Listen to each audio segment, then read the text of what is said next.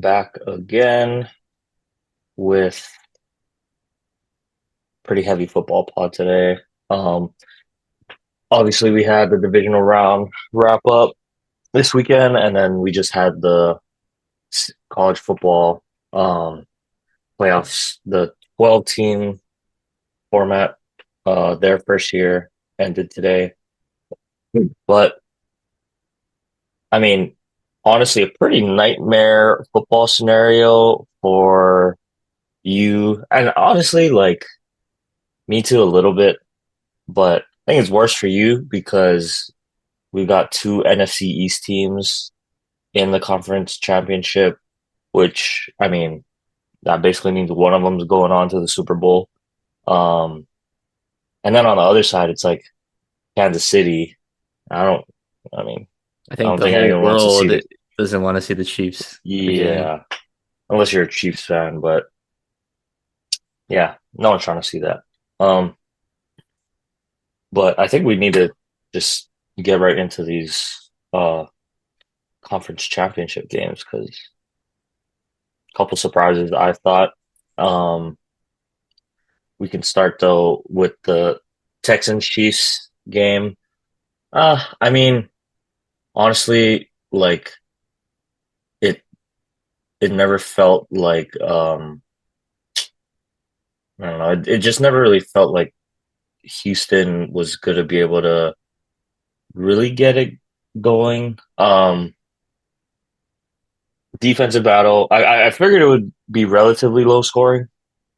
Um, but you know, not really like it was just like a typical Kansas City game, like in the playoffs. Like Travis Kelsey has a good game, like defense has been playing well, and that's they get some calls, right? Some calls a little more than some. Yeah, and so it's is this really going to happen again? Like, are we not, as America, sick of seeing this happen? Honestly, um, like I'm not even a big like Houston. I'm indifferent. Like they can be cool if they had like Tank and Diggs and I like Joe Mixon. We both like Joe Mixon. So I mean, right? But I like CJ. I thought he had a better game than he did. I guess throughout the season, like he played better. I think these two playoff games than he's played in the regular season, which was good to see. But um, yeah, like just so it's not. I don't even know if frustrating is the word to use. Like when I watch the Chiefs because it's so expected at this point. Like what's going to happen, right? Um, it kind of played out exactly how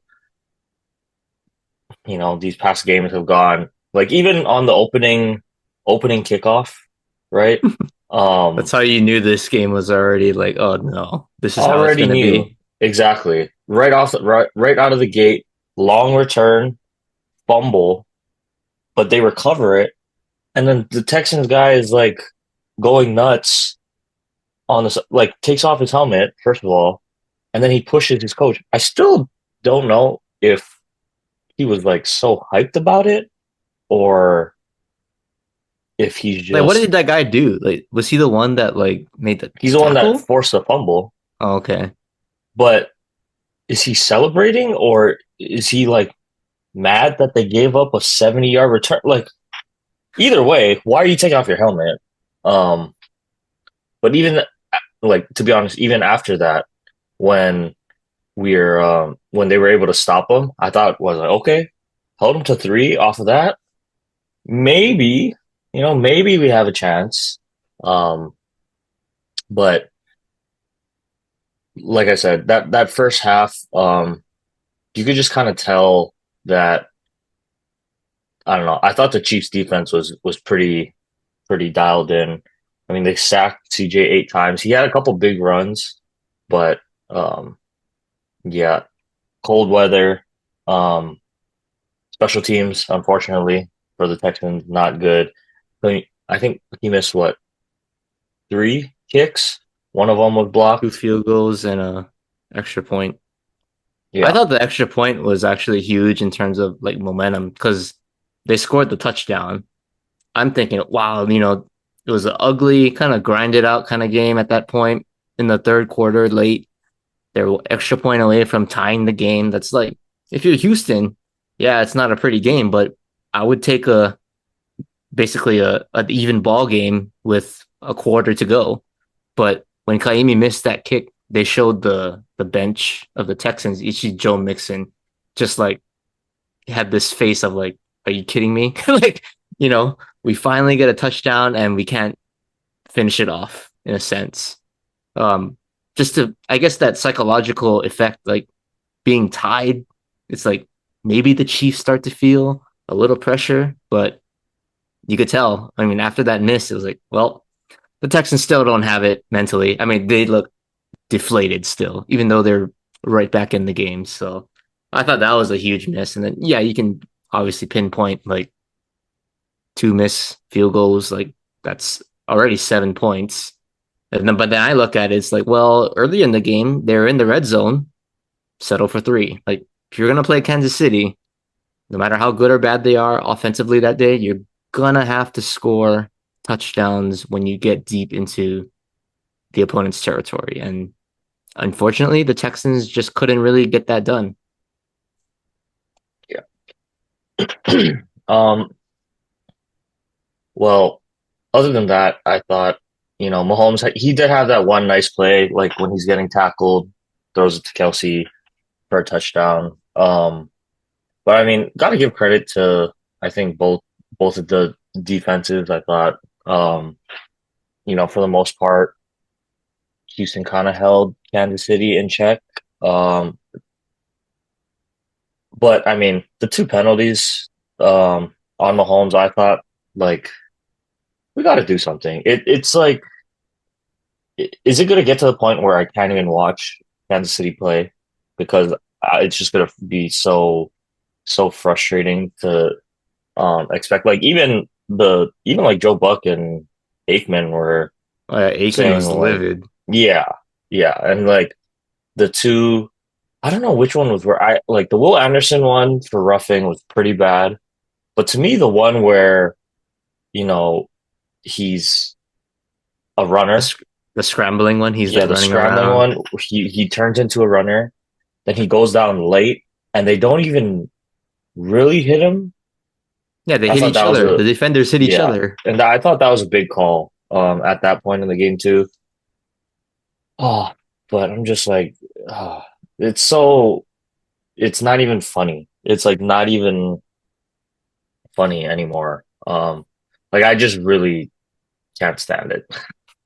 But it is what it is. I mean, they played, well enough to win. Um, but like, is that what the NFL is going to turn into? Like foul baiting at this point? Like Josh Allen too. He cries like just as much, I think, as Mahomes. But like baiting defenders so that they shove you out of bounds, right? Like when Mahomes is running out of bounds, he like slows down on purpose and then tries to like flop. Like, is that what we're gonna have football turn into, right? Like, I don't know. I just don't. I hope that's not the way the game starts to progress towards.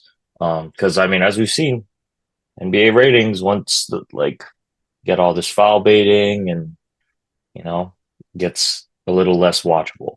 But I'm digressing. Um, Kansas City, okay. Andy Reid off a bye. Houston had a good run. Just don't think they had enough of the tank this year. They were pretty depleted by injuries, so good season for them. I think they're still the team to beat in the AFC South. I expect them to probably be back as the division champs next year. Hopefully, they can stay a little bit healthier and um, we start to see this CJ and not you know the one we saw throughout the regular season. Yeah. Um, Don't you feel like Houston kind of just like they're like capped at like the divisional round? Like that's like almost like their ceiling in a sense. Like I feel like in the AFC especially, obviously Mahomes, you got Lamar, you got Josh. Like that's kind of like the three teams, and then I guess you can maybe throw in Cincinnati for the quarterback's sake. Like that's really like the teams that have been there before, done it.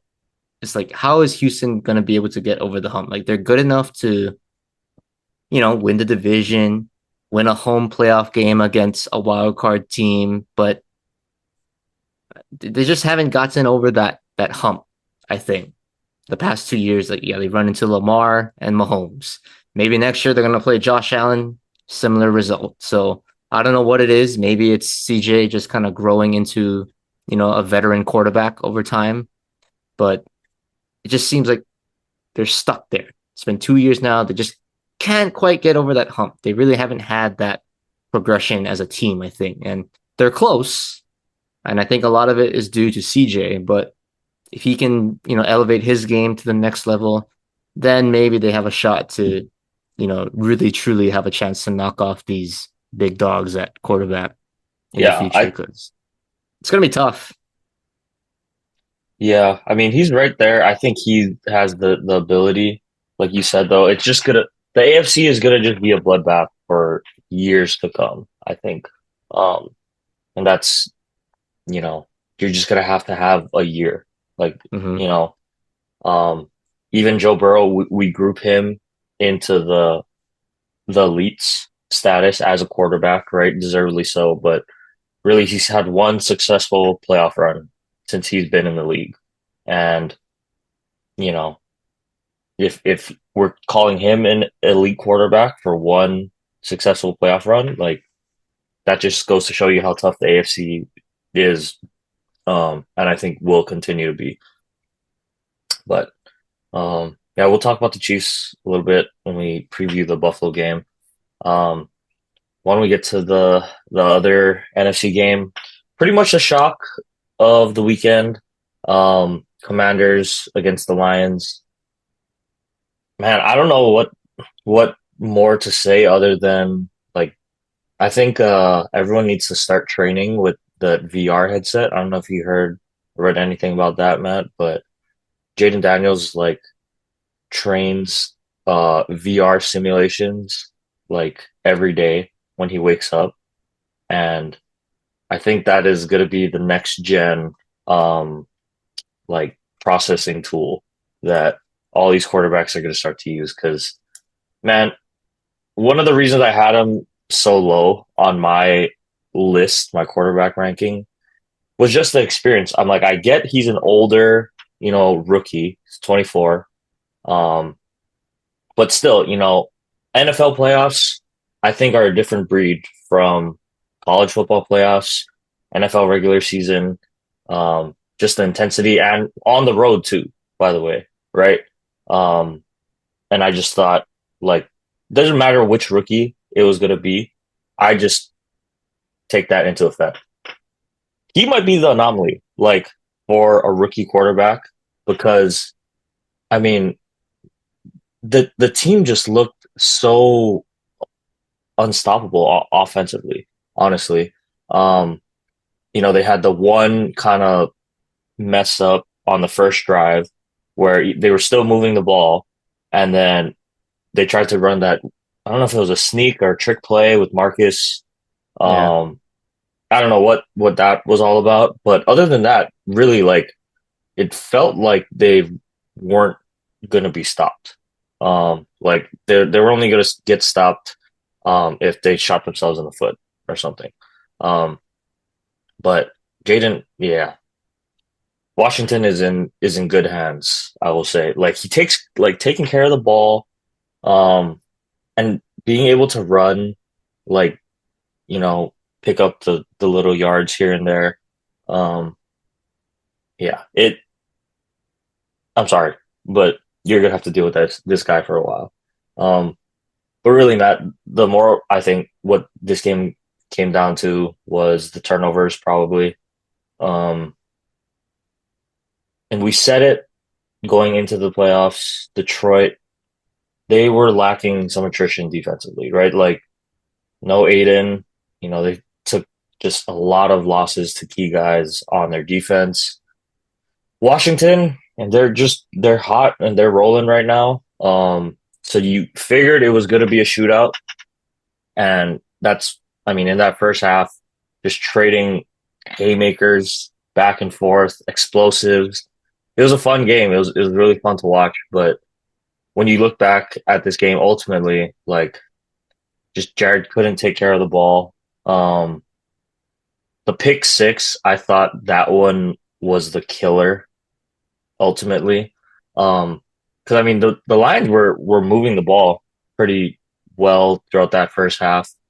Um, but then to give them 6 points off of that, or 7 points, I should say, off of that one, I thought that one was like, oh, that one might be the one that comes back to hurt them in the end.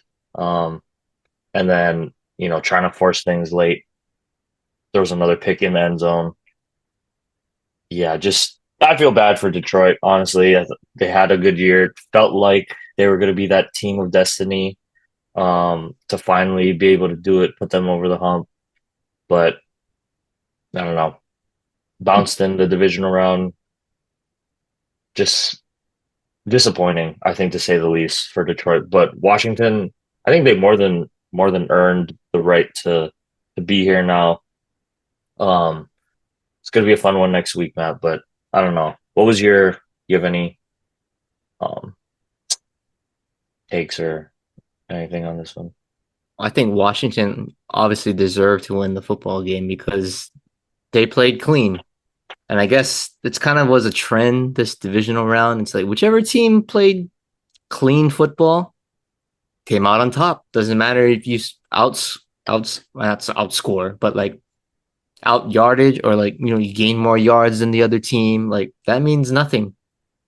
I mean you can outgain a team by 200 yards, but if you lose a turnover margin, you're probably not going to be in a good spot, I think. In Washington, and credit to Mr. Daniels being a rookie, kept it clean against the number one seed on the road. Like that's very, very impressive. So got to give credit where credit is due. I think Jaden, he makes winning play. That's the thing too. It's like the winning plays. A lot of times, I think with Dan Quinn now, he has this kind of aggression where it's like, well, if it's fourth and short, no hesitation, we're going for it. And it's really hard to stop this team because Jaden is so mobile, right? He can outrun guys to the edge. He can obviously run in between tackles when he needs to.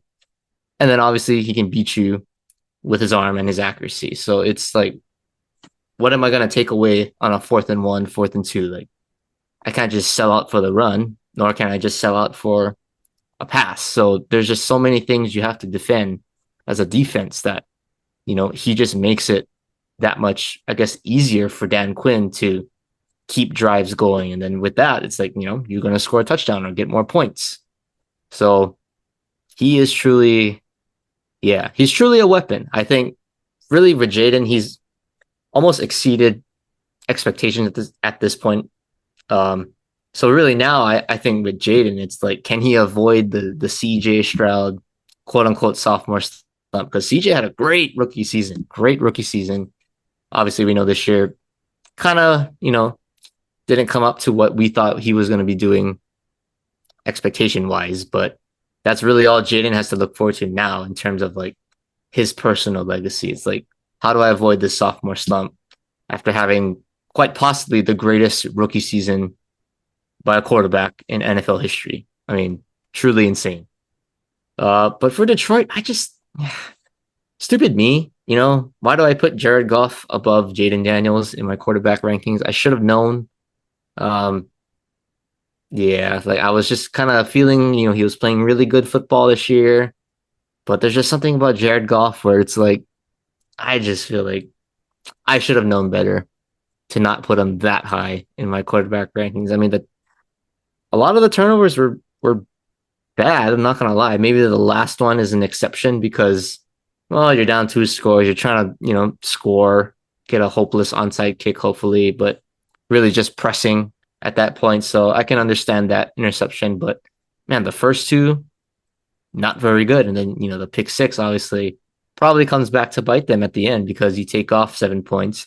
maybe Detroit goes on to score a touchdown that drive. So could be a 14-point swing with the way Detroit was moving the ball at that point in the game. So pretty tough, I think. That probably costed them the game. But I think Detroit, I don't know if it was a little confusing, but I thought they were still in the game. I think they were down 10 in the fourth, and then they call the reverse pass with Jameson Williams. Mm. Like, like I get that's their identity. They've been doing that all year, with these weird gimmicks. But is that really the right time to do that?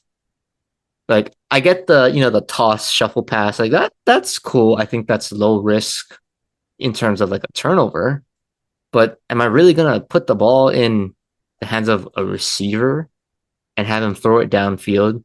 Especially if it's not like it was like they totally fooled them and the receiver's wide open, but are you really gonna risk throwing the like a jump ball with a receiver? Like, I don't know. I just think that's a little weird, especially being down 10 and like, well, Washington's moving the ball. I think we need to really score and get a touchdown here to almost stay in this game. And probably the worst thing happened, which was the turnover. So that was the only questionable thing. It's like I don't think that was the right time for Ben Johnson to call that. But with the news that broke today, maybe he was already checked out. He was he was thinking of other things with Chicago, I guess. But yeah, I don't know. I wasn't really fond of that call in that time, just being down when it's kind of like a must score drive, kind of season on the line moment. So do I want the ball in the hands of my starting quarterback or my receiver throwing a pass to somebody? Like, I don't know. I think that's an obvious decision for me. But I don't know. I think Detroit, I guess if you look forward to next year, being that their coordinators are both probably going to be gone. Ben I think Johnson's they're going already to gone. regress a little bit. Ben Johnson's already gone. He's going to Chicago to be the coach. Aaron Glenn, I'm assuming, will probably sign by the end of this week somewhere. Tough. I think this was with the Eagles. I think this was what happened with the Eagles. They lost their coordinators. They went to the Super Bowl, I think. And then they had the bad year last year. So, I think there is some regression coming. And I think what really stings is everybody thought this was their year. It was like the 49ers flamed out, defending NFC champs, didn't do so well. You could say the Cowboys were the number 2 seed last year. They bummed out. So it's like Detroit had everything going for them right now. I thought this was the perfect path for them. And just the way you lose like that. And I just think there's some like mental tear on you when it's like when you get so close, you keep getting so close, and then it comes crashing down. As I Yeah. say it, it's like the 49ers. They kept getting to the mount, like they keep going to the Super Bowl. They keep going to the conference championship every single year. And they're so close, but they just can't get it done. That's 2 years already. I mean, Detroit was 30 minutes away from last year being in the Super Bowl. They had the 49ers and you could say they choked this year. Number 1 seed, you're playing at home against a rookie quarterback. That's like, come on, you got to take care of business. And it's heartbreaking when you keep coming up short. And when you could say you had them back to back years, you had a chance to move on and exceed. But I just think the mental tear, I'm not saying they're going to like miss the playoffs or anything, but to say that they're going to have this like everything almost goes right season, it's going to be a grind for them, I think, next year. They're going to be competitive. They're going to be good, right? Dan Campbell has obviously earned the respect of the locker room, but I just think, man, the mental part of it, you lose your coordinators, you're going to have to learn something new. The They Vikings still look have a pretty lot of good. talent, but yeah, Packers, I agree. the Bears are going to be pretty good now. Obviously, they got their guy going to Chicago now, so it's going to be tough for Detroit to have like this type of regular season and have it like set up perfectly for you. So that's the only tough part if you're a Detroit fan. It's like, man, this is literally supposed to be the year. Yeah. Yeah, and like you said, Matt, it's just unfortunate. I thought um the one that really killed him too was when it was the fourth down and they had too many men on the field. Oh, Like they really just shot themselves in the foot over and yeah. over. And like when you give a team enough chances like that, especially a team that's been playing well over the, past several weeks, like that's going to come back to hurt you. So I think the culture has been established, like that winning mentality is there. Um, but I mean, like you said, you just look at the facts of losing coordinators, implementing new systems, um, as well as the rest of the division getting better, you'd assume. I think we might see a little bit of regression from Detroit. I still think they're a playoff team, but can't help but think if, ooh, yeah, maybe it's gonna be a little tough for them. But unfortunate that their season kind of flamed out the way that it did. Was really hoping to see them be one of the teams that makes it all the way. I'm sure a lot of people were also feeling the same way, but I mean, like you said, Commanders earned it and they look good. So um, we'll see how they do. Obviously, next week they'll be taking on the Eagles. Eagles, I know, Boo. like Eagles. I mean, Saquon is just like I don't know how Joe Shane sleeps at night. I'm like honestly, John Mara was the other guy, yeah, the corner. Mara, but like well, he's not sleeping because he literally said it if Saquon goes to the Eagles. But if I'm Joe Shane, like I truly can't believe that he kept his job after this year. Like, not saying I hope anyone gets fired ever. I'm just a little bit surprised with the Daniel Jones experiment or, that failed horribly. And then, he's on record saying, oh, well, we're not going to pay a $40 million quarterback to hand it off to a whatever, 12 something, $13 million running back, whatever it was, for a guy that really wanted to come back and, was a part of your team. Granted, they don't have the offensive line that the Eagles do, but what a match made in heaven for, this Eagles organization to get Saquon. I don't I don't really, need to say too much about the quarterback play. I thought Jalen Hurts, I had him probably way too high. He didn't, I mean, it was snowing. It was kind of slick out there. So probably game plan is not to throw the ball too much. I think AJ Brown had a pretty bad drop too, so that kind of hurt the stats a little bit there.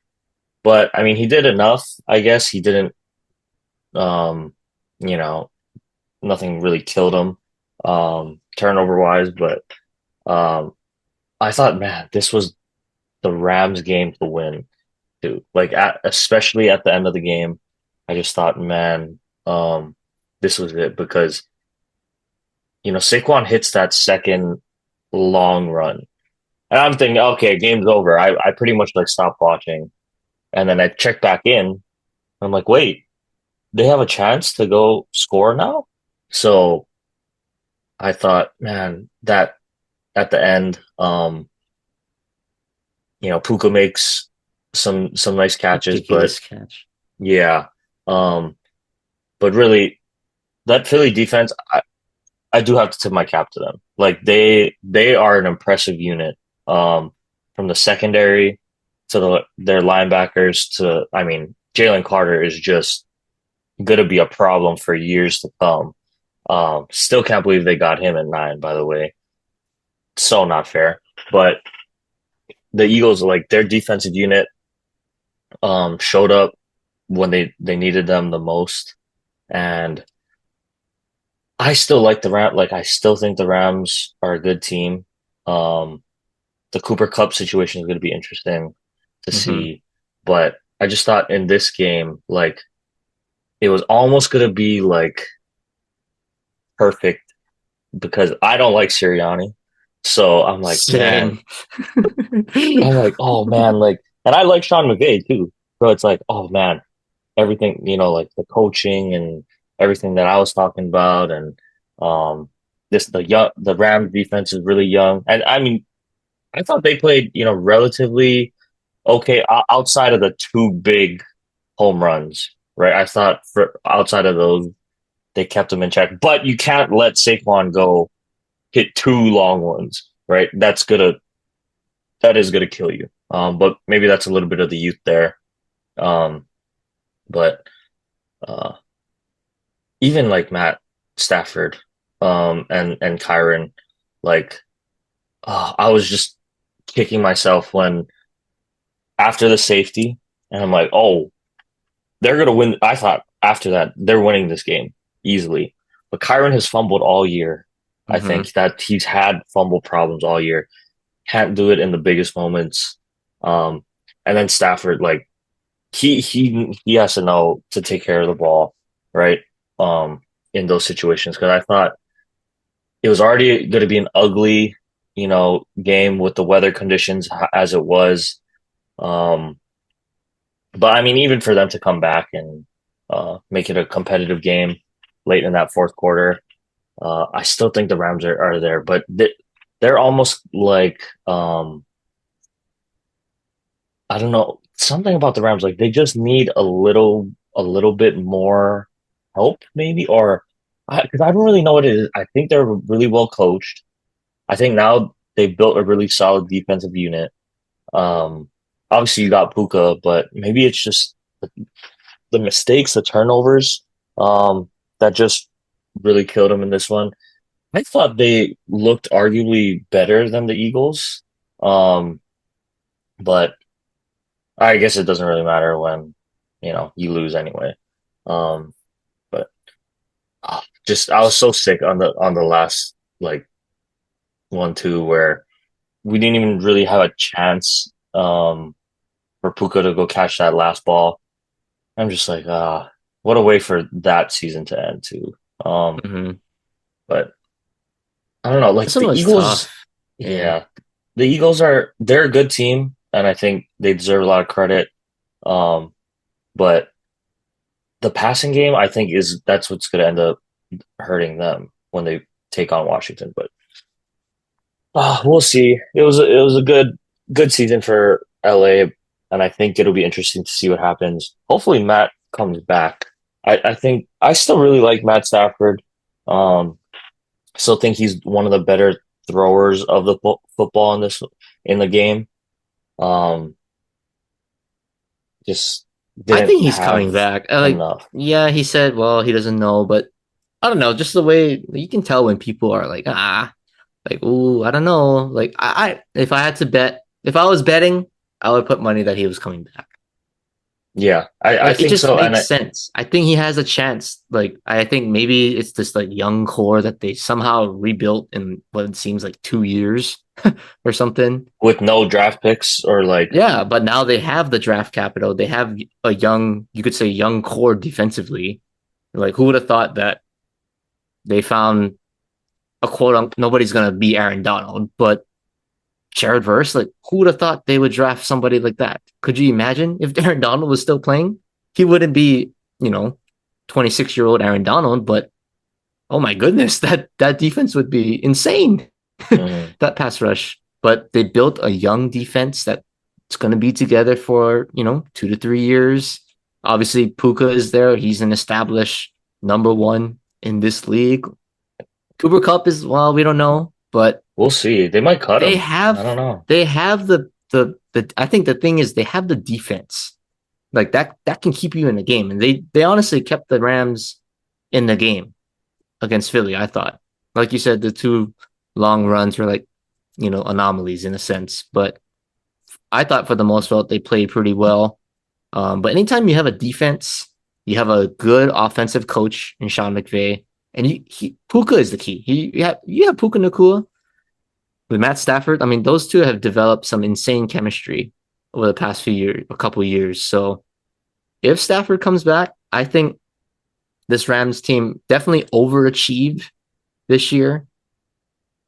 They can, potentially get to the next level. I think if they bring in a piece or two, obviously through the draft or free agency, like I think they're in a pretty good spot right now. But I mean, it all depends on Stafford. If he retires, then Well, you ain't going anywhere with no quarterback. I'll say that. But yeah, tough one for the Rams. I think the turnovers really killed them.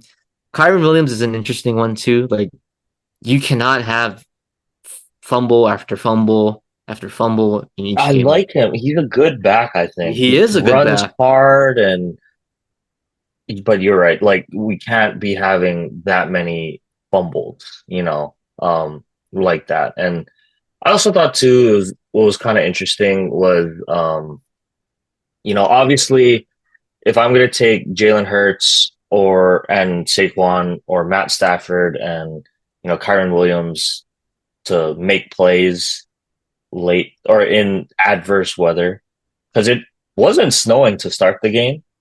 And I thought, oh, that's going to help, the Rams because their receivers and you got Stafford.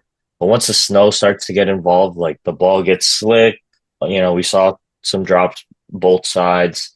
Um, I thought that kind of helped the Eagles a little bit because it forced the game to turn into like a Mm-hmm. running type of game. Um, not saying like that's the reason the Rams lost or anything, but I just thought that that was another thing that hey, home field advantage, but it did help out the Eagles, I think, a little bit. Um, you could see like yeah, defenders didn't really want to cut as much, or it was easier to lose your footing. And once Saquon hits the hole, like head of steam, he's gone. Yep. So um, Rams definitely blew it. I mean, the turnovers were just killer. I mean, they play clean, they win this game, plain and yeah, simple. But even through all of that, the ugly game that they had, if you would have told the Rams or Sean McVay, hey coach, you're going to be down 6 with 2 minutes left, and you're going to have the ball with Matt Stafford to go win the game. Will you take that situation? I think he would probably say yes. So yeah, they had a chance. They were driving, and then Jalen Carter just said, "Nope, not today. You can't throw that pass over the middle because and I'm going to get a sack." yeah, and that's what I say too. Like as much as we pride or like we herald these quarterbacks for they had they had a bad game, but when it counted the most, like they have the game winning drive. But really, it does encapsulate like there's a reason you play it 60 minutes, right? The final 15, sure, that's important, but as you were saying, you look at this one and even the next game we're going to talk about. When you put yourself in a hole, right? Even if you maybe could have outplayed them or you think you're the better team, you shoot yourself in the foot too much early. Sometimes as good as you are, right? It just you come up short. So yeah, tough way for the Rams to lose, but congrats to Philly. They'll be moving on, hosting the Commanders for a trip to the Super Bowl. Um, and then, well, we got to talk about the last game, Matt. Uh, I mean, it did. You got Man, to say, it kind of did live up to the hype, at least. With the Ravens and the Bills, man, I thought right out of the gate after that opening drive, I'm like, oh, they got it. Like, Buffalo couldn't stop Lamar. I'm like, yeah, okay, they kind of held Derrick Henry in check, but I'm like, that was way too easy. Opening drive, they marched right down. But to Josh Allen's credit, um, he did the same thing.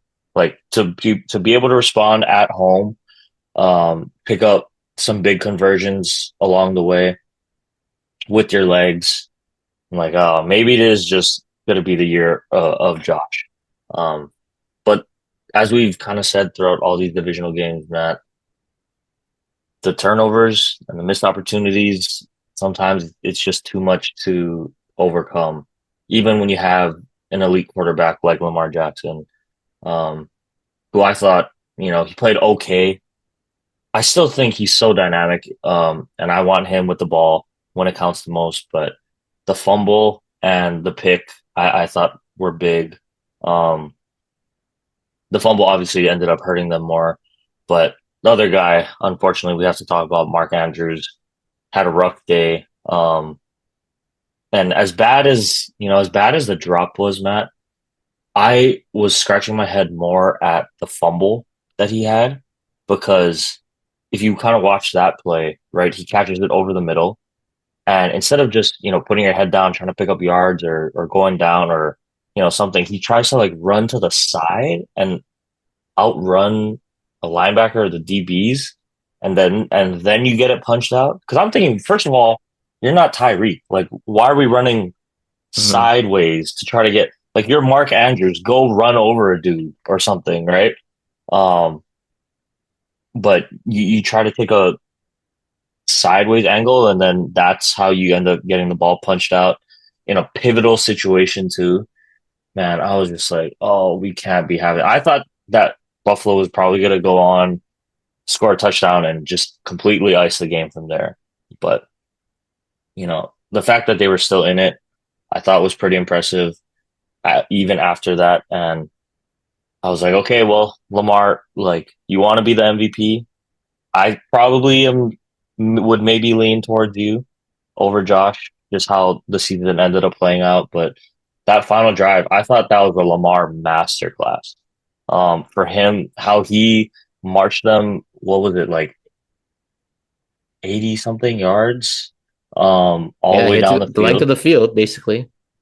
and doing it in like typical Lamar fashion, like extending plays, playing smart, manage the clock, I thought really well.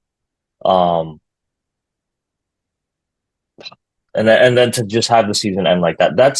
Is that 2 years in a row now, essentially, where um like I think it Last was year. Zay Flowers Yeah, last Z year Flowers last year in the when he championship. fumbles at the goal line, would have tied the game, and then Mark Andrews just drops it like backpedaling, hits you in both hands. I'm sure he makes that catch 99 out of 100 times. So just sick. I'm so sick for Lamar. Because I like Detroit. I thought this was going to be his year, and I mean that's why it's a team game, though, right? You need all 11 guys, both sides of the ball, um, to play well. But on the flip side, I also want to give credit to Josh Allen and that Bills unit. You know, forcing turnovers when they had to. I think the defense isn't as scary as it's been in the past several years. But if they can, create turnovers, and Josh Allen is playing like he's going to play turnover free and smart, then it's going to be really, really hard to beat this Bills team because he can really do it all. I mean, he can run, um, even without any weapons. I don't want to say he has no weapons, but like if Khalil Shakir is your best receiver and you're doing this, like, gotta tip my cap. And I'm not saying Shakir is bad or anything, but he's not exactly a Jamar Chase or a Justin Jefferson out there. Um, but the fact that Josh is just makes winning plays when he needs to, um, yeah, gotta give credit to them and that Bills team.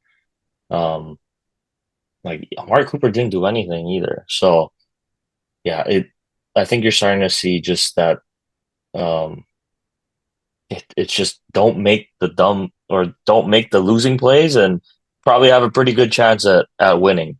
So maybe that's all it Yep, is gonna come down to, I Matt. think so. But And that was the theme this division around. Just whoever plays smart football, doesn't turn over the ball, most likely you're going to win. And teams that way were 4-0, I guess, this week in the NFL. So yeah. that's the trend. And especially, we'll talk about it, in a little bit, but that's how Josh is going to have to beat the Chiefs. Gotta be clean. It has to be clean. You have to almost expect the Chiefs to not make a mistake. Like they have to play clean versus clean. And then at some point, they got Superman on their side. Buffalo can say, well, we got Superman on our side too. So let's see, you know, who can play clean, but who also can have that one drive that just, you know, puts their team over the top. I think that's what's going to come down to. But Baltimore, a tough one. I want to say this for Baltimore. Like Oh, you talked about it already, with Lamar and how he played. But two things I want to mention, kind of both regarding the same player. So Derrick Henry, they get the touchdown.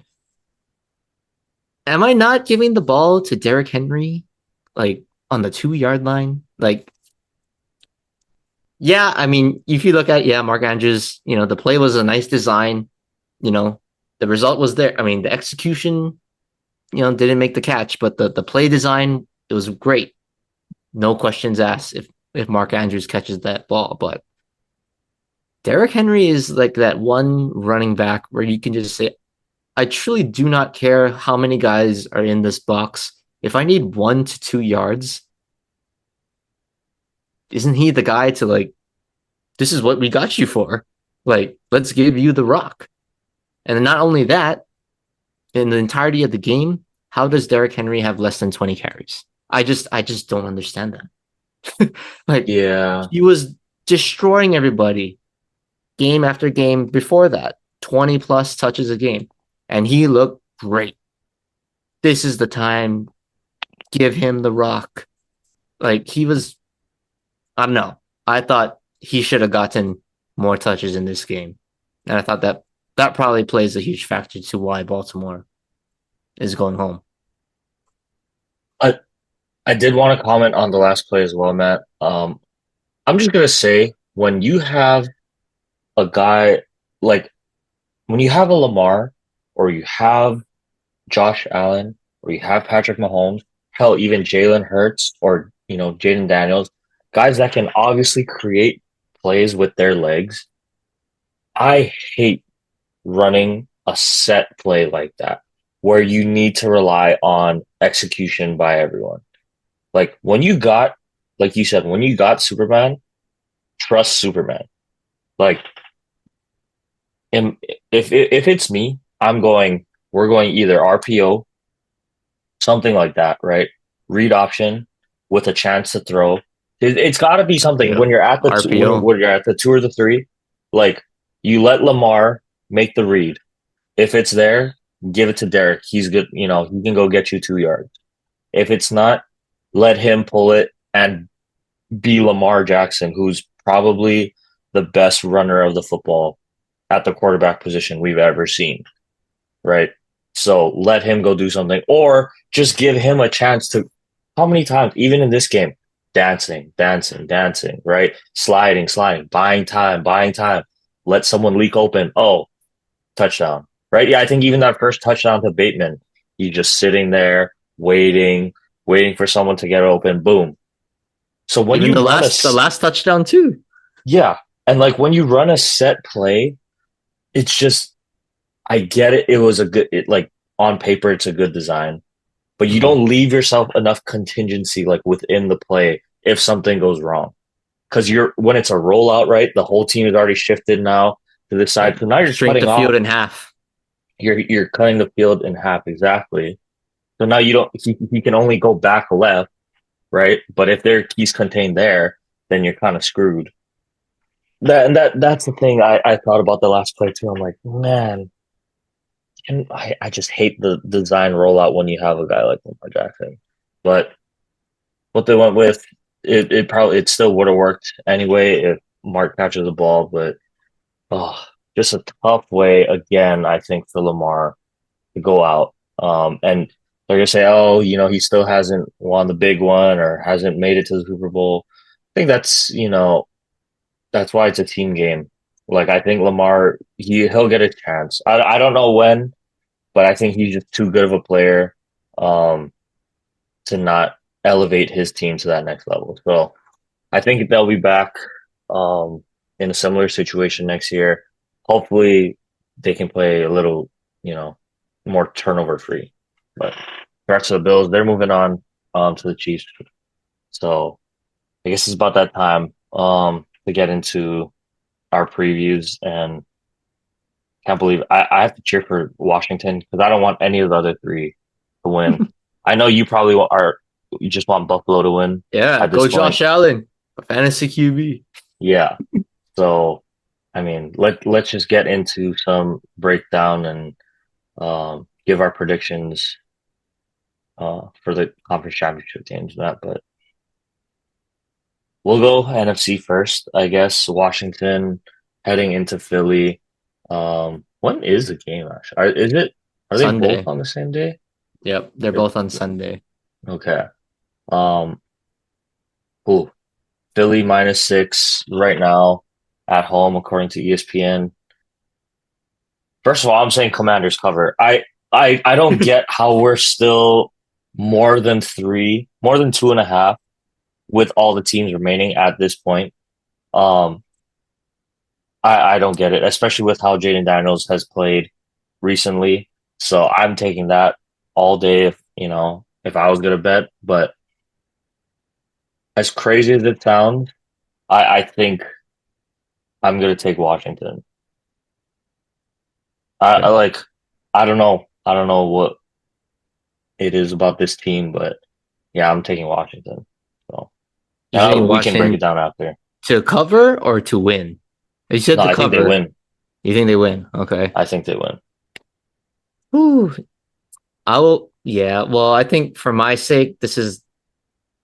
I don't even know if I want to watch this game to be honest, because it's just too painful. Um, man, Jaden is great, but I think Washington covers, but I think the Eagles pull this one out, and nothing really against Jaden Daniels. I think he's gonna do his thing. Um, but there's something about the Eagles defense poses a little bit more of a threat to me than what Detroit had. I think Detroit's offense was neck and neck, you could say, as explosive. Probably you could say maybe the most explosive offense in the playoffs. You could make that case. But their defense was kind of like that weak link just because of the injuries, no Aiden Hutchinson.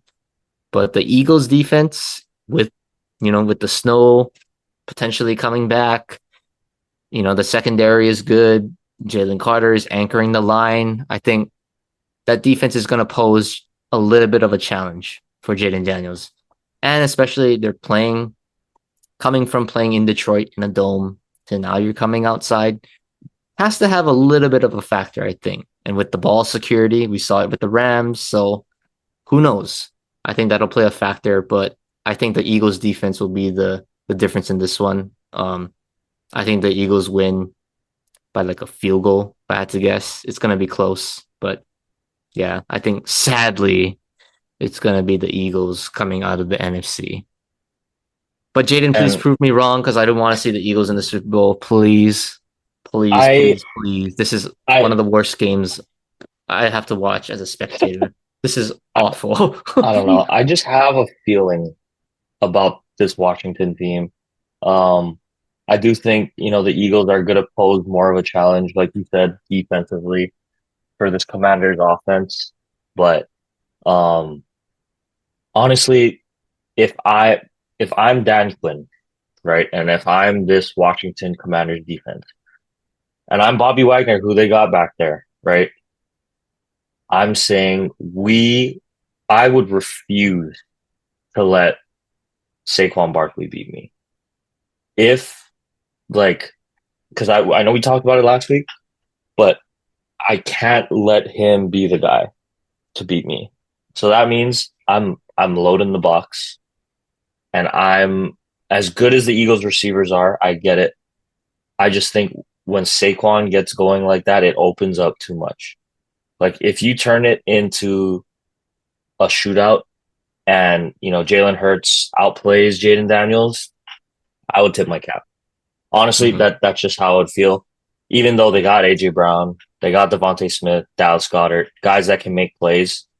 Something about when that offensive line and Saquon get going, it's so hard to stop. I think when they start to build that momentum, it's so hard to stop. So I would say I would try to take it away, turn it into, if Jalen Hurts throws for 400 yards, beats us like that, so be it. But I refuse to let Saquon go for over, 120 against us. Even if he gets, you know, 30 carries for 100 something yards, I would live with it. But I can't let them do that. And I think it has to be bend but don't break.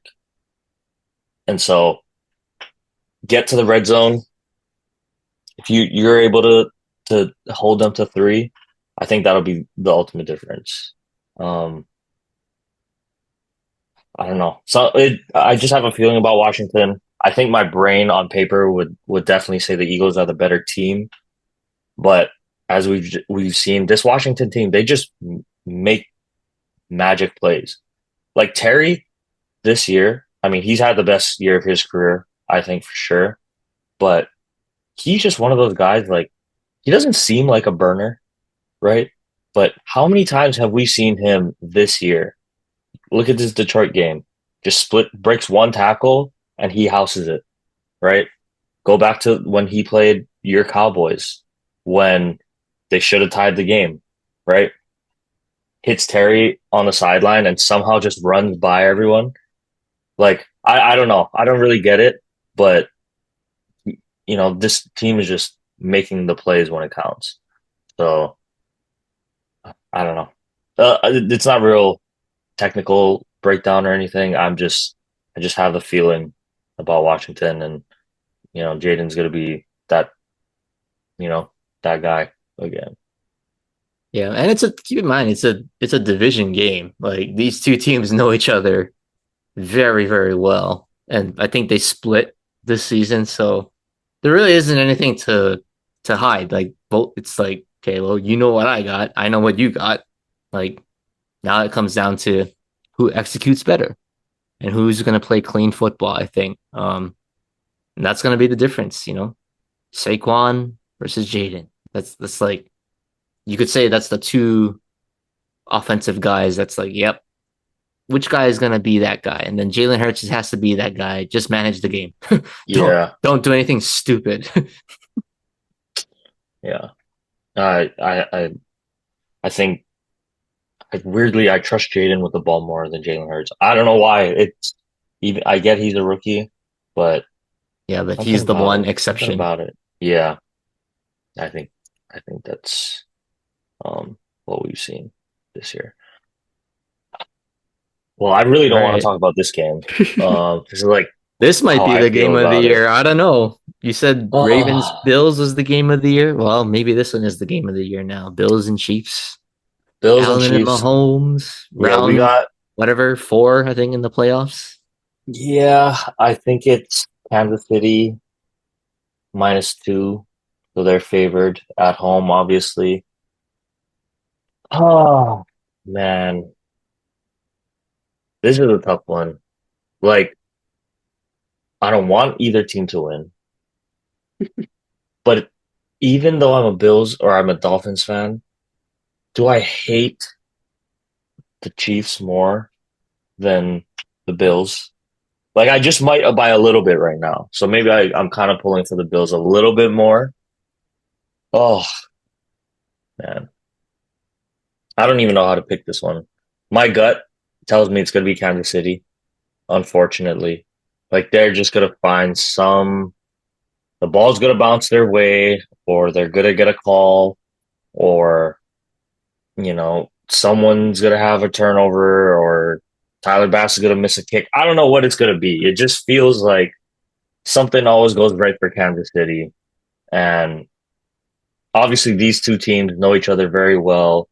Um, they know what Josh does. They know what Pat does. Both offenses, I think, kind of run very similarly now. Like, they both are a little bit more committed to the run than they used to be. They both don't really have that big explosive play ability that they used to have. But both quarterbacks, it's just going to be who makes less mistakes. And unfortunately, I think it's going to be Kansas City. Like, hate to say it, but I have to take Kansas City, I think. All right. Well, this is tough.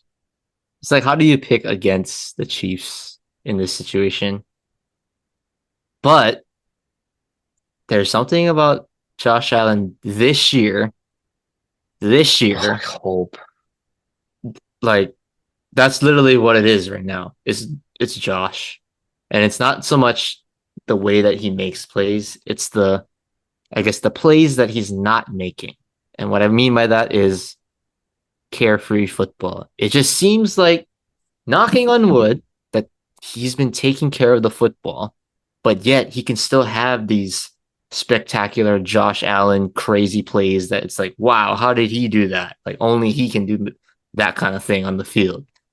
Like that combination, if that's not it, I don't know like what else is it going to be to beat Kansas City. You got the spectacular part in your game and you got the, game manager esque. Like that's kind of like everything that you need to take on Patrick Mahomes. Because you have, like I said, gotta assume the Chiefs are gonna play clean football. Just assume that. So the only way you can compete with them is if you don't make mistakes. And if Josh Allen can do that, I've seen it a couple years ago, right? Yes, they lost that game, but he went neck and neck. He can do it. I think he is dying to have this game. He's they lost what 3 times already in the playoffs. They always beat him in the regular season, but they can't beat him in the Mm-hmm. playoffs. But it's like they can do it. Like obviously they can beat the Chiefs, and they did it this year. So come on, Josh. I think maybe I'm just like, well, this is the year. It has to be right one time. So going with the heart on this one, I think the Bills squeak it out just somehow. I don't know how, but they'll squeak it out with Josh Allen being turnover free. That's the Oh, only way. well, I hope you're right, Matt, because I can't stand this Kansas City team. Like I used to like Neither can Mahomes, I. but I don't know. He's getting like unlikable. I don't know what it is. Like it's the more than anything, I think it's after every play, he's looking at the refs. Something. It's like always something. Don't get me wrong. Josh does that a lot too, right? But uh, just with the all the Mahomes stuff and like The the Chiefs flop. antics. I mean, they both flop. Let's be honest. Like Josh Allen flopped a lot too, but just sick of seeing the Chiefs already. So, Yep, I oh, second that. I have And to it's like, actually cheer for Josh. Ugh. yeah, I mean, I want a it's kind of crazy. Not saying I want the Commanders in the Super Bowl, but I do not want the Eagles in the Super Bowl. Chiefs, Eagles, another Super Bowl. That's worst But nightmare for do I me. even want to watch that Super Bowl? Like, oh my gosh, like I like that's so I painful. think Chiefs Eagles is the worst case scenario. Yes, I 100% agree.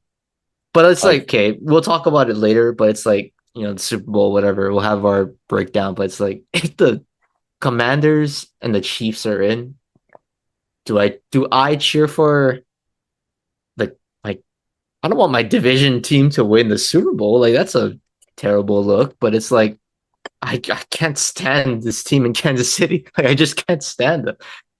Like I want to say they're the Astros, like they're not cheating or anything, but it's like, well, maybe they are. I don't know, but it's like it's they're just the they're they're they're the villains right now in football in terms of like a general fan base coming together to hate on one team. Like that's that's the Chiefs right now. yep, yeah, and the calls that they get don't help. Like they really don't. Yeah, like oh my Ugh. gosh.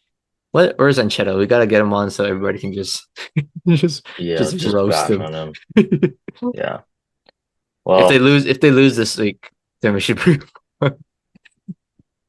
yeah. Okay, yeah, let's do that. All right. Well, I think we're good with NFL then. Switch over to college football.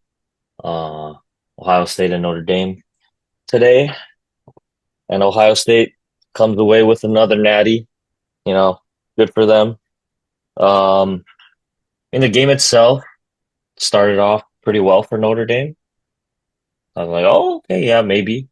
But I think what we said all along, like Ohio State, just too much talent, right? I mean, Trevion Henderson didn't even need to do too much. Did he get hurt or something? I wasn't really following, but they just went with Judkins. Yeah, Um, Judkins was the big play guy today.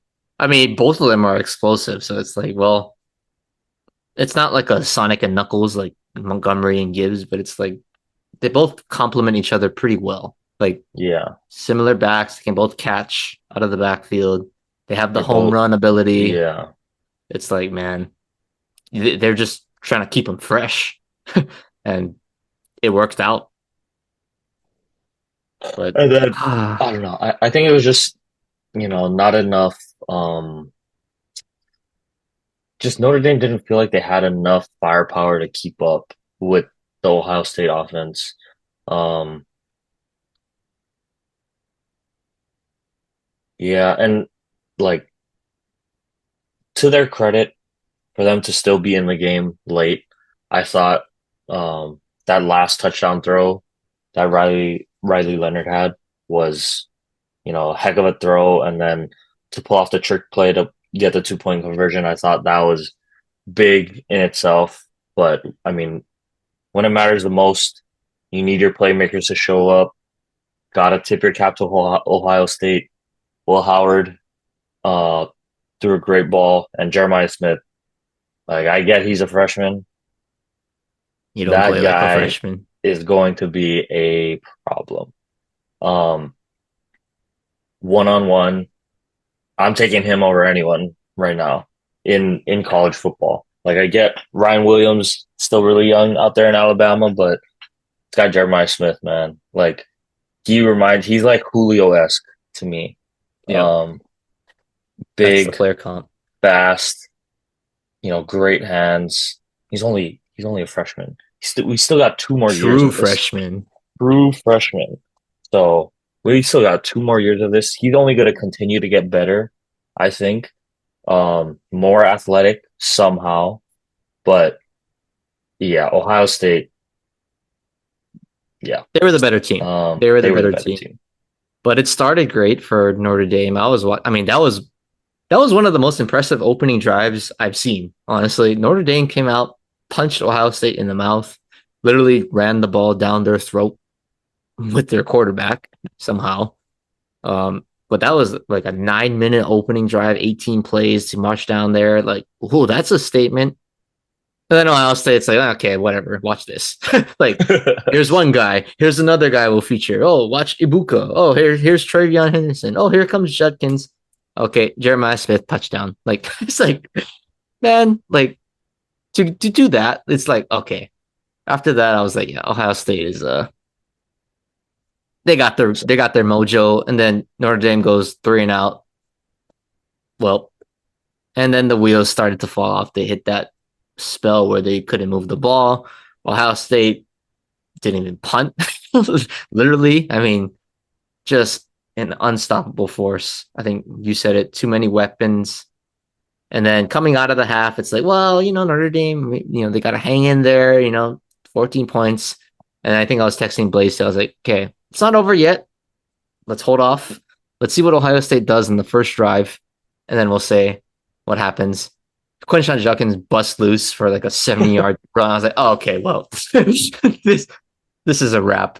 And then somehow Notre Dame, I don't even know how they clawed back in, honestly, because that's not the way that they're built to play football games. Like they're built to run the football, built to play with the lead, or at least like in a close one possession game, so they can keep the run game going with Riley Leonard, with Price and Jeremiah Love.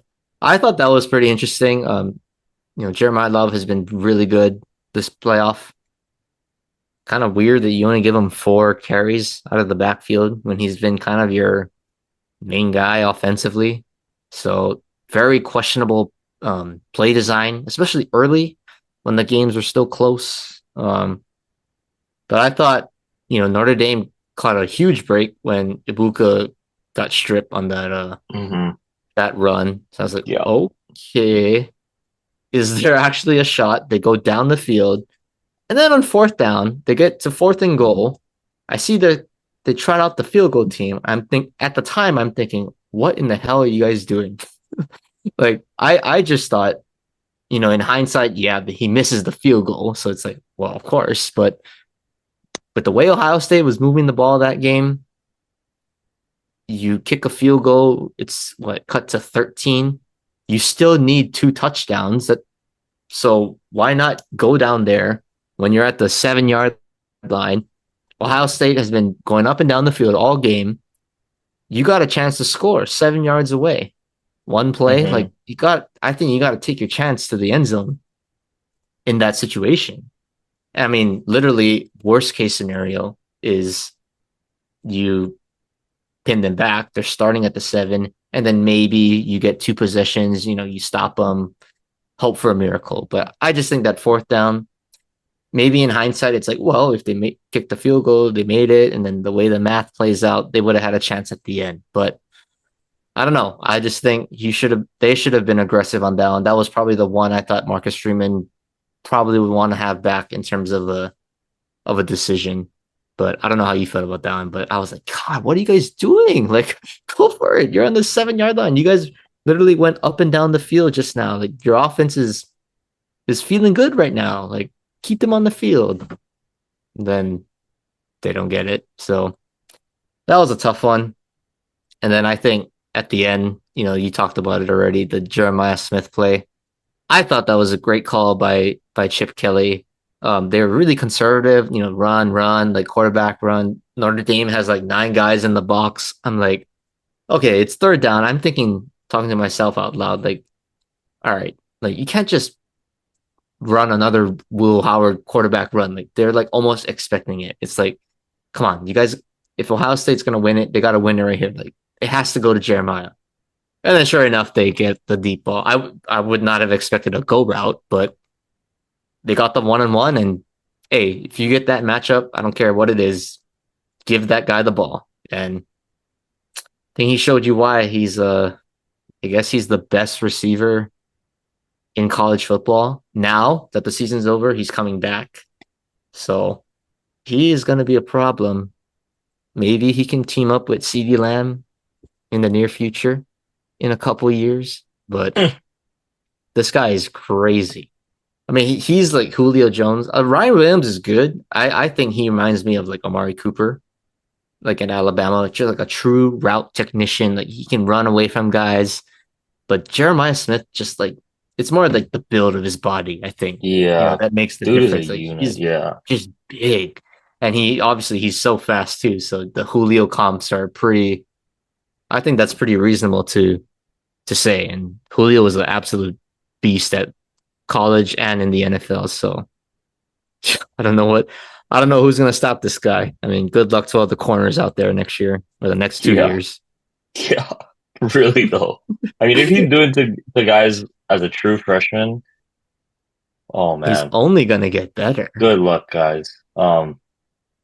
But before we wrap it up, Matt, just real quick, want to get your final thoughts on the first 12 team CFP, I guess. Obviously, I think there's a lot that is going to need to change.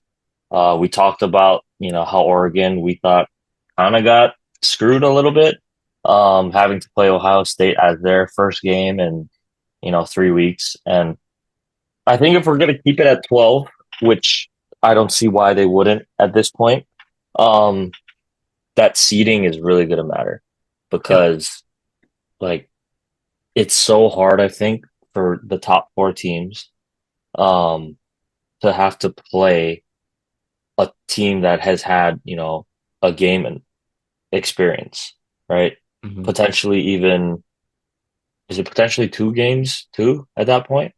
Oh no, no, no. Sorry, that's Just the second. one. Yeah, just one. But to still have that, those game reps, and that momentum.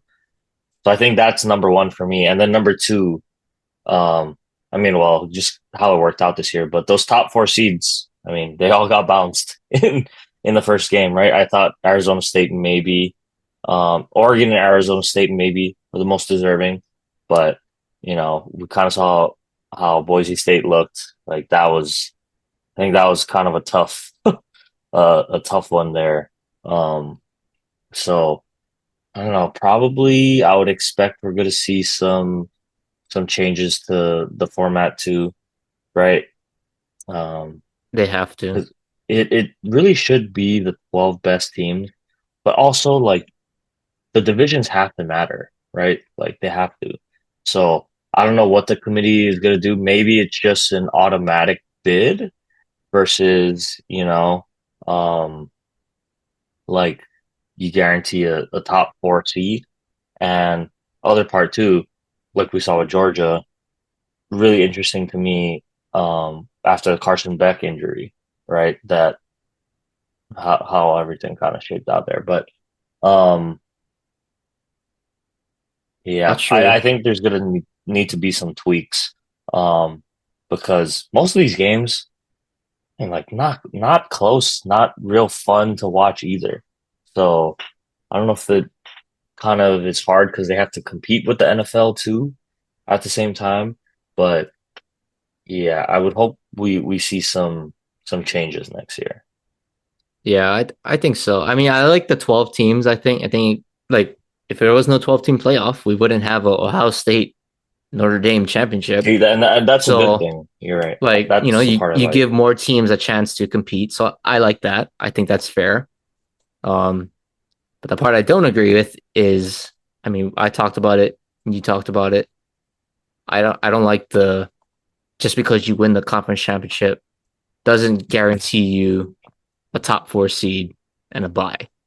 Like I think you have to seed based off of what your CFP ranking is, whether what the committee says. Like that's the whole point is that what the committee is ranking you. That's how you get into the 12-team playoff.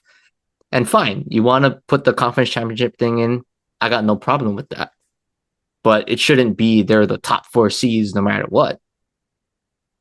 Maybe it's a automatic berth. Like, if they win a conference championship, they're automatically in the playoff, whether they're the 1 seed or the 12 seed. It doesn't matter. It depends on the college football ranking, where they stand in that final ranking that the committee releases. Like, that's the way that it should be played out, I think. That'll allow, like Boise State, Arizona State, no disrespect to them, but it's like they're kind of the quote unquote, lesser teams in terms of talent and, that on paper. So are they really deserve like Boise State as the number 3 seed in the Yeah, 12 I team? had a Like, hard come time on. with that. No offense. Like, come on. I think they were ranked like ninth, I think, or something like that. I don't remember, but they were ranked like ninth. So rank them as number 9. They're in the playoff. Great. They're the number 9 seed in the playoff, whoever that is. And then Arizona State, they were like 12th or 13th. So, okay, they're obviously pretty low. They should be 11 or 12 seed. And then Clemson, too. Clemson was like at 17. So, even if they beat SMU this year, I don't even think they were in the top 12. It's just they got in because they won the ACC tournament. I mean, the ACC championship, which is fine. If that's the way they want to do it, so be it. No problem. But they're the lowest ranked team in the CFP field. So, they should be the 12 seed. Like, it just, the way it lays out. So then, and then a good point that you said too, with Carson Beck being injured, like, is Georgia the same team? I mean, we both picked them to win, so maybe they are. But technically, the committee is supposed to account for quarterback injuries. But with this seeding thing of the conference championship, it was like, well, they won the SEC, so we can't drop them to lower than 4. And well, the other 2 teams lower than them are Boise State and Arizona State. So, well, kind of a no-brainer that they're going to be number 2 because Oregon was number 1. So, I just Hmm. think it limits like the potential risk of injury when you do that. Like it caps these teams. Like Georgia is not the same team. Actually, any team is not going to be the same team that loses their starting quarterback for the rest of the season. So maybe, yeah, they deserve to be in the playoff, but are they the second best team going into the playoff tournament? No, I don't think so. So, Hmm. like, there's all these factors, and that they did that to Florida State last year, too. They said Florida State doesn't deserve to get in because Jordan Travis got hurt. He broke his leg. And okay, fine. You want to say that? Then it has to be consistent, I think, with all these rules. They can't keep making exceptions for, oh, because Alabama, they got 3 losses, but they're Alabama, so we're going to put them in the field. Like, can't, it has to be a consistent thing. And I think it starts with this whole seeding thing. So that'll make a difference, I think, in the competitive balance. We'll have maybe some blowouts in the first round, but in a way, that's what should happen when you have these lesser teams. They got to pull off an upset on the road, but then when you get to the final eight, and then especially the semifinals, those blue bloods, should be pretty close in the terms of Yeah. talent and games being competed. So I think that's the way they should fix it. And I think it'll solve a lot of these question marks with seeding. Well, guess we'll see. I do like we said, the 12 team, but yeah, I Mm-hmm. think some changes are going to need to be made.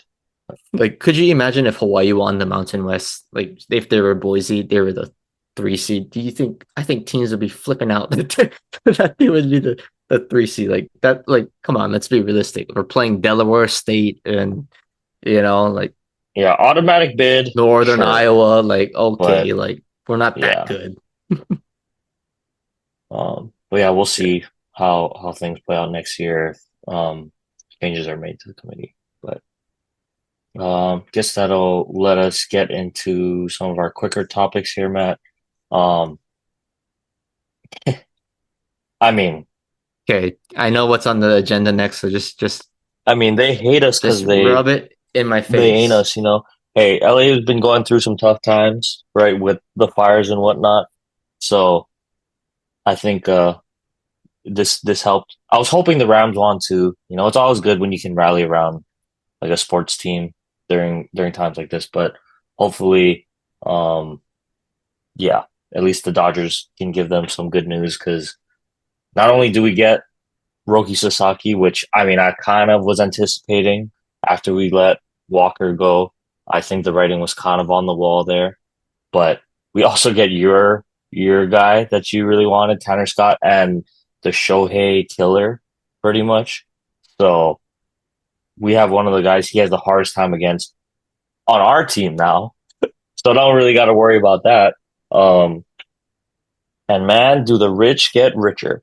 And I just got to say this, okay? Because I don't care that everyone else is going to cry and do all this. Oh, the Dodgers are ruining baseball. Oh, yada, yada. No, okay? I had to sit there when we lost playoff run after playoff run, disappointment after disappointment, and you guys called us overrated, and you're the LA chokers, and you're all this yada yada yada. So you know what? Andrew Friedman heard that.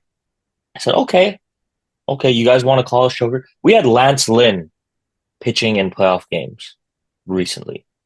Okay, let's not forget that Lance Lynn, at his big age of however old he was our playoff starter. Okay. So Andrew Friedman said, I refuse to let that happen again. So we got Blake Snell. We go and now we have Roki. Then we still have Yoshi, Shohei, and Glass now. Not to mention if Kershaw comes back, which he probably will, Bobby Miller, maybe he can turn things around. Dustin May, Tony Gonsolin. Tony Gonsolin all-star. So this is actually all of your faults. If you didn't, bash on the Dodgers so hard for being, oh, they're overrated. Oh, Mickey Mouse ring, blah, blah, blah, blah, blah. So now you reap what you sow, everybody. All you other fans that used to call out the Dodgers, this is actually your fault. I don't want to hear any crying or complaining that we're ruining baseball. Okay? Consider it ruined because you guys had to go open your mouths. So that's what I wanted to leave with, Matt. Um, but man, Roki, dude, I mean, we all thought he was crazy enough to look better than Yoshi, and we saw the kind of year that Yoshi had and the playoff run that he had. So I'm not going to expect too much from him. Like if he can develop, and I think that's a big reason he did end up choosing LA. Well, why a lot of these players are ending up choosing LA. How many times have we heard now? Oh, so and so offered more money. So and so offered more money, but we wanted to come play with the Dodgers. And I think that speaks volumes to the culture that they built, the winning culture, the mentality of investing in their players, taking care of their guys, building this winning team, and that's what I mean. Tanner Scott, same thing, right? Like he got offers for more money elsewhere, but he chose to take less money to come to the Dodgers, right? You want to win? We've built that winning culture now, and I think it's been established. Um, and I mean, shoot, even last year when we won, like 3-man rotation, that's not how any of us saw the season playing out. So you can't have, I don't think you can really have too many pitchers, right? Um, so thank you, rest of the MLB, for bashing the Dodgers into doing this. Because now I mean, we're basically Thanos now. Like, if we don't win, the criticism will be the worst that it's ever been. But with the talent that they have right now, like, I just can't, we have to repeat. I think just too much talent. So, Well, the rookie thing was almost expected. Tanner Scott one was the one that really, really hurt from a non-Dodger fan because it's like you're Tanner Scott. Yeah, he's not like a like a Mookie Betts or like a star, like a face of baseball kind of guy. But still, you're on the Padres, like of all teams. Like it's like KD going to the Warriors, like but he was you can't. trade. He didn't sign with He, San Diego. yeah, but it's like you're on that team, and it's not like they got blown out. Like And what does that? Okay, what does that tell you about? The I don't know. Maybe the Padres, Padres culture. the You know, Tatis Padres, showboating. I don't know. I'm just. Hey, the I'm just Padres. speculating. I'm Yeah, just but the speculating. Padres were like right there. They were right there. They were one game away from beating the Dodgers. Like it's not like they were far off. They were neck and neck. And you were a huge factor of why they were competitive. Tanner Scott was great for that team. And then he goes to the one team that it's like, maybe you shouldn't go there in terms of like a media thing of it's like going to the Warriors, if you're Kevin Durant. Like that's the thing. That's not the same. Let's not go to that It's not the extreme. same. No, but it's not the same because Katie and Tanner Scott different type of player. Like Katie's a But also, superstar. KD was established in. He was in OKC. He was the franchise, and then he left. Like Yeah. But Tanner Scott, it's not like he's been there his yeah. whole career But and I'm like saying like jump ship. he's a good player, and it's like you were on the team that was just this close to beating you could say the defending World Series champions. Like they were that close. So you easily could have went back to the Padres or yeah, maybe you want to go to the Padres. Like there's like 28, 29 other teams out there that would probably be interested in his services. I'm not even saying like go to the Yankees. Like obviously I want him to go to the Yankees, but I'm just saying from like a competitor, like it's like the one team that maybe looks bad. But you know what? That's his decision, whatever. Um, but that one stung for me. And it's like the Yankees, bro, we can't even sign Tim Hill. Like, come on. Like, we just need a left. We have no lefty yet. Like, what are we doing, Cashman? Like, I didn't hear anything about us offering Tanner Scott anything. I heard the Red Sox were offering him, but it's like, what are we doing? Like, we had all these moves, the Soto thing didn't pan out. We make these moves, but like everybody knows we don't have a lefty in the bullpen. We can't even get Tim Hill signed. Like, come on. He's not gonna have that much money. Like now you lost the chance to get what would have made your team pretty damn lethal in terms of the back end of the bullpen with potential Tanner Scott, obviously Luke Weaver, and then now you get Devin Williams in a trade. So the lefties were there. They're slowly going away. Like we need lefties, guys. Like Cashman, please. At this point, it's not about Tanner Scott. It's about getting left-handed pitching. We lack that. A guy is off the market now, so how are we going to address that? But yeah, the Tanner Scott one really sucked because that was like the dream scenario for me. It's like, oh, he would have been perfect. And it's like, man, plays out perfect because, well, we're in the World Series. If we're going to play the Dodgers, you kind of need a guy to get Shohei out. Like, what better guy to get Shohei out than Tanner Scott? Now Shohei's just going to be cruising because he's only going to be struggling in batting practice against Tanner Scott in live BP. But man, it's whatever. You know what? But you got to play the game. You got to have the season. Still got to play the game. Got Oh, to play you the game. Got to play the 100% have to games. play the game. So anything can happen.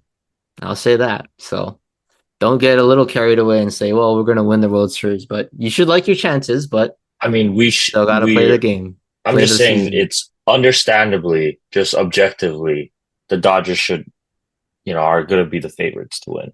Obviously, when you are the champs and you get, I mean, you get better, you know, on paper, like you should be the favorites to win again. You got to play the games. I'm not saying, oh, just hand us the trophy now. It's baseball. That's why it's so much fun to watch, right? But, um, with great expectations also comes great scrutiny. It's, yep.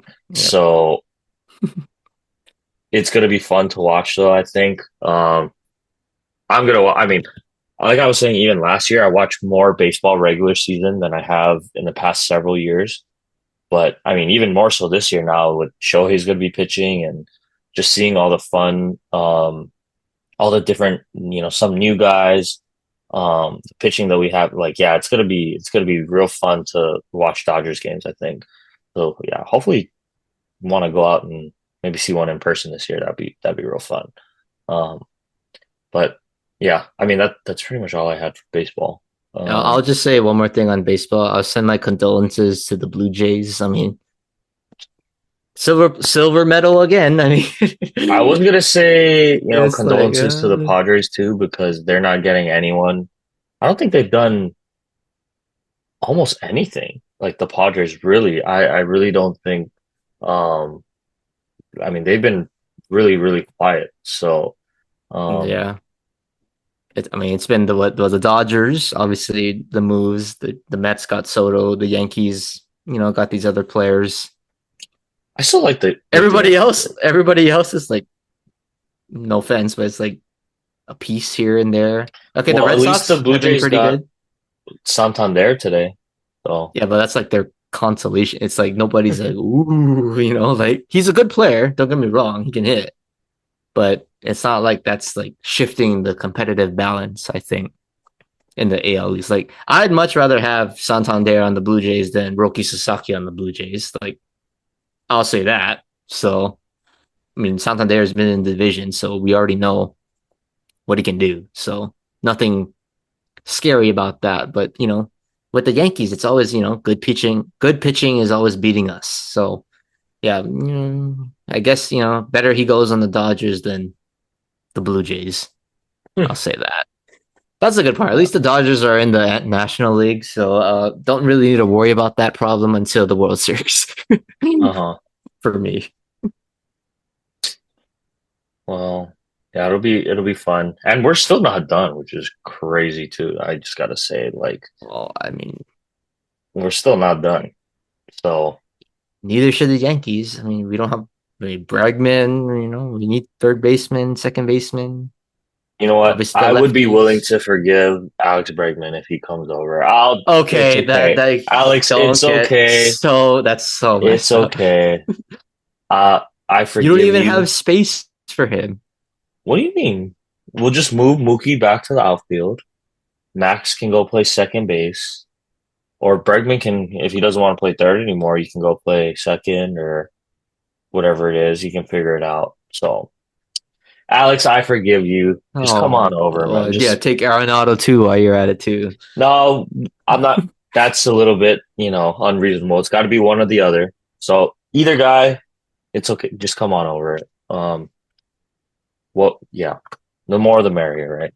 Um, but okay. Other than that, Matt, that's all I had. So we can get into some of our quick hitters here. All right. Jerry Jones Award this week. I was really tempted to say Jerry Jones because of he's been getting scrutinized a lot lately, and rightfully so. But to keep it keep it having a variety with this award. I'll say the Foolish Fools slash Jerry Jones Award winners are us. When I say that, I mean us because we apparently suck at picking who's going to be in the Super Bowl because both of our teams are officially out after the divisional round. Yeah. So we obviously do not know NFL football very well. Nope. Not at all. I don't even know Yep. why. I don't even know I why we do like, this show. Like, I know you what, think like, with all the football we watch, yeah, I mean, right? You'd think.